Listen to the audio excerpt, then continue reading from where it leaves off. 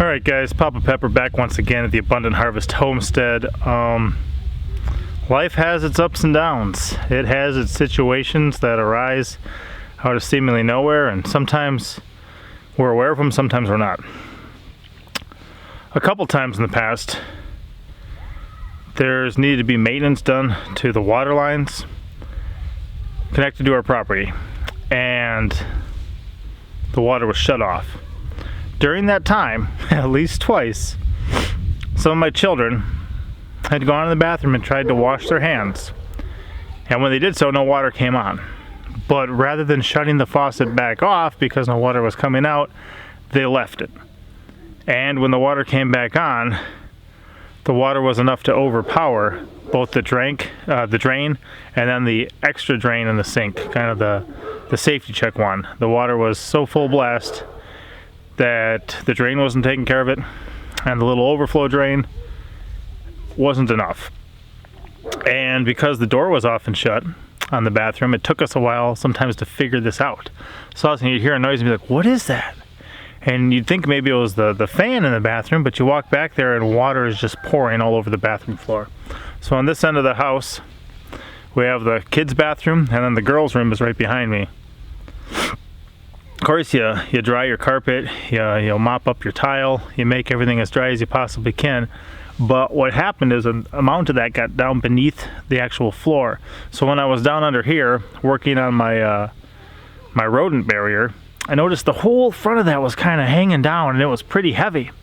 And I'm like, uh-oh, so I grabbed my neck knife, jabbed a hole in it, and no water leaked out, but you could stick your finger into the insulation there and realize, wow, it's saturated. So I was talking with a couple different friends, one main friend about the subject, and I'm also putting this here.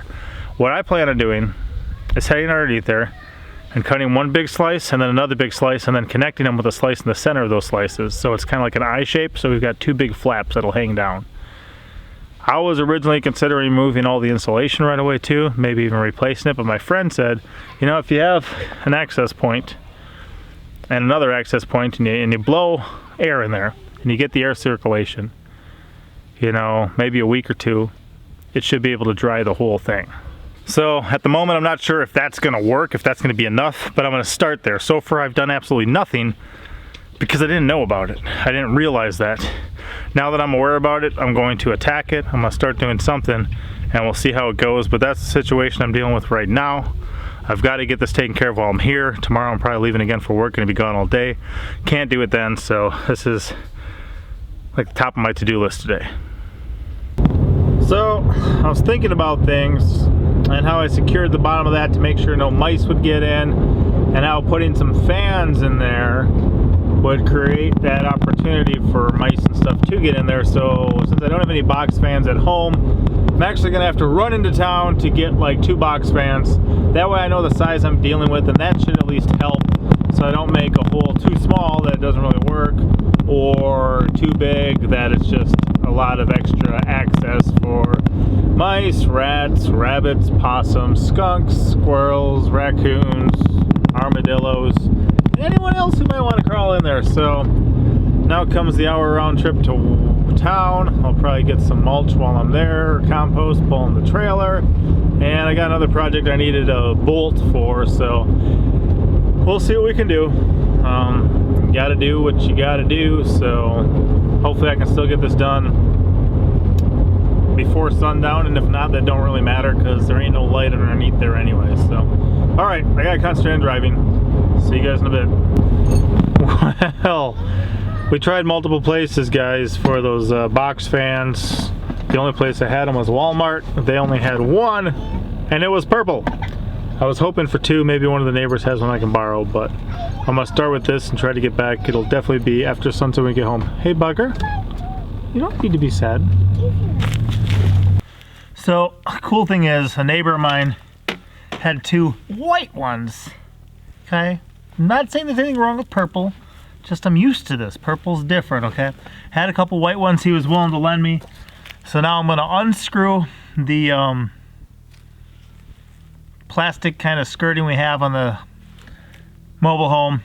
And we did drop down some plywood a bit too, just because we had to redo part of the wall, and rather than cutting them, we just let them come. They stop short of ground contact, but they're behind there. So I'm gonna cut an access port there, and then we're going to do this. So at the moment, I gotta scrape back a bunch of the gravel from the creek that I put there, from where the, I don't have gutters yet, so where the rain drips down, it was eroding it, making access points for rodents underneath the building. I'll have to scrape that back for a moment, unscrew the stuff, cut a hole in there, and then put a fan in here, one inside, and then one at the other access port I already have on the other end of the house. So that's the goal. Here they are. It's after dinner, it's dark already, got a couple little peppers to help though, and we're going to do this before we go to bed quick. So here you can see the end of those plastic, and really they used a plastic soffit as the original skirting on here. I just kept it the same. My dad and I put this on. We just put one screw in the bottom of each, and there might be something up at the top too, I'm not sure, but I'm going to remove the screw from here and the screw from that one and have my access be over here, and then I got to get in there and cut that part out. So we'll see what happens.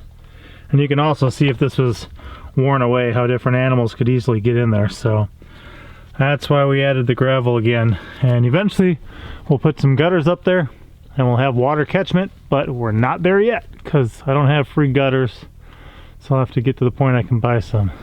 So cool thing here, guys, with just those little screws is all that was actually holding it in, and then they can kind of slide up and down, and we're unsealing this already, and that'll give us access.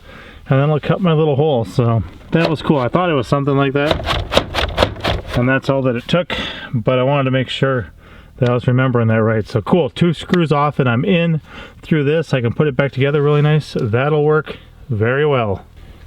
So I'm just going to trace a spot about that size to cut in. I'll be able to fit through it. It'll be able to do its job, and then we'll install that. I'll crawl in there first and we'll do our cuts. We'll probably have this one blow in, have one from the front blow to the back, and then have one on the other side blowing out, and see if we can't get some airflow through here and maybe dry this up. Hopefully we're not running into a huge issue, guys. I bought this thing for cash. I paid $14,000 for a thing for our family to live in. I don't want to destroy it. I want to continue to make it a home, add on a little bit if we need to as we have these children growing, and go from there, but we'll see. Hopefully it'll work. So we have our access point now. As usual, we got rocks. Ozark rocks. Those will come in handy. So right up in there is the issue between these 2 I-beams. We'll get in there and we'll see what we can do.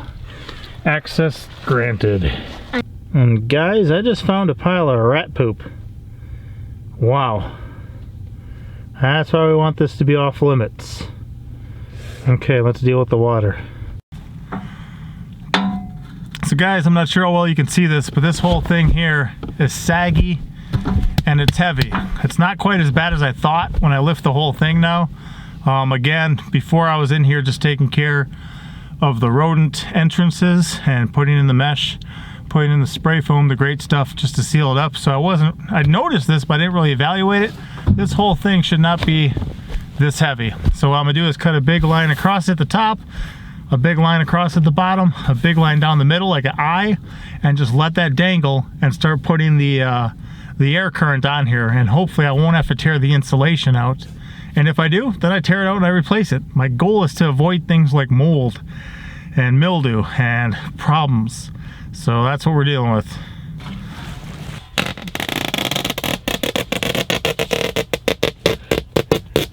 Oh yeah, that's wet.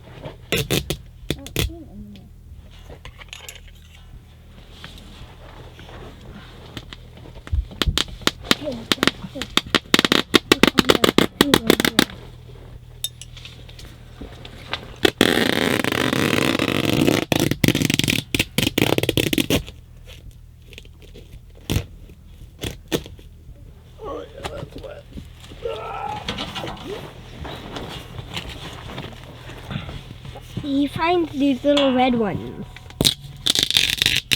Okay, shut it off after this. Wait.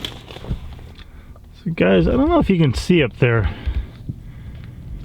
but there is actually water dripping. You can kind of catch a little flicker dot as it crosses the stream of the flashlight. So it is wet. It looks really good up there, but we definitely got moisture. So what I'm gonna do is I'm gonna put one up over there, my goal, get a fan up over there, and then get another fan right where I am blowing in here. And the one in here will blow some current in, that one will blow it through, and we'll go all the way down the building out the other end. I think it'll work. I hope it'll work. Gotta get this dry, and then I'll just tape it back up once everything's dry. We'll see if it works. Let me know if you got a better idea. There it is, guys. Fan number one, hard at work. Now let's get the second one set up at the entrance. Well, there we've got fan number two going, and I did just kind of toss some of the ground, some of the soil back on each side of it. You might want to run in past the fan, that's up to them. They might be a bit afraid of it, so I'm not sure if they'll really do that. But we've got two, so now we're going to have an exit point with a draw. So hopefully this will work. Let's see.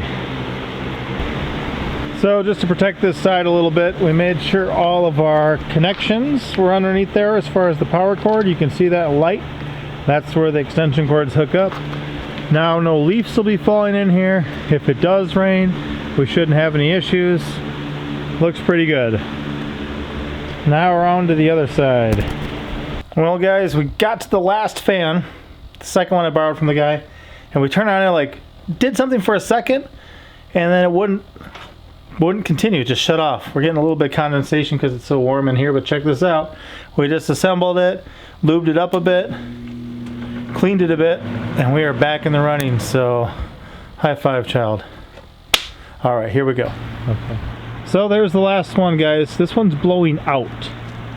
So we've got one blowing in, one blowing down, and then this one blowing out. Hopefully that'll work. Just trying to get this thing dried, and I gotta take off for work in the morning.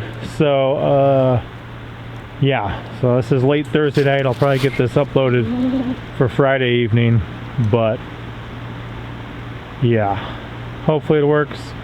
We've made progress, and we want to, you know, protect our investment. We have this house, we want to protect it. We don't have rent, we don't have a mortgage. We want to keep that. I don't want to buy a new one right now. It's kind of a miracle we were able to buy the first one. So there we go. All right guys, so as usual, you know, I just kind of try to roll with the punches, not get hit too often. This is something that kind of came up out of nowhere. Thankfully, I was under there goofing around, noticed it was a little bit heavy. I realized, oh no, you know. So I don't know if there's a way to maybe get a new sink for the bathroom that'll be able to handle the most water you could possibly put in there without flooding the floor. That's probably a good idea too. But for now, I just gotta make sure we're not getting mold or mildew or things like that. So thanks for your help again, child. We gotta go to bed. Yep. Papa out. Papa out.